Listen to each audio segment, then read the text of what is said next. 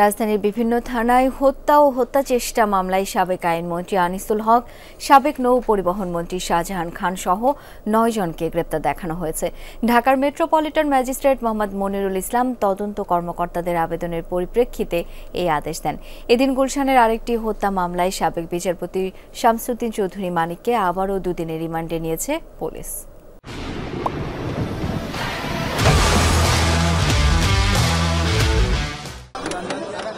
মামলায় নিয়মিত হাজিরা দিতে বুধবার সকালে কারাগার থেকে ঢাকার সিএমএম আদালতে আনা হয় শেখ হাসিনা সরকারের মন্ত্রী, এমপি, মেয়র সহ কয়েকজনকে। বেলা 10টার দিকে তাদের সবাইকে ঢাকা মেট্রোপলিটন ম্যাজিস্ট্রেট মোহাম্মদ মনিরুল ইসলামের আদালতে হাজির করে অন্য মামলায় গ্রেপ্তার দেখানোর আবেদন করেন তদন্ত কর্মকর্তারা।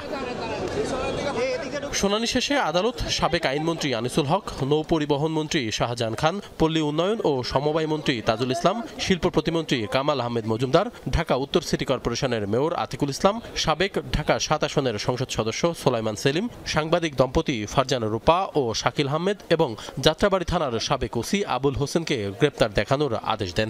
এই আসামিরা অনেকেই সরাসরি অংশগ্রহণ করেছে এবং অনেকে তারা অপরাধমূলক ষড়যন্ত্রের সঙ্গে জড়িত ছিল, হাসিনাকে সহযোগিতা করেছিল।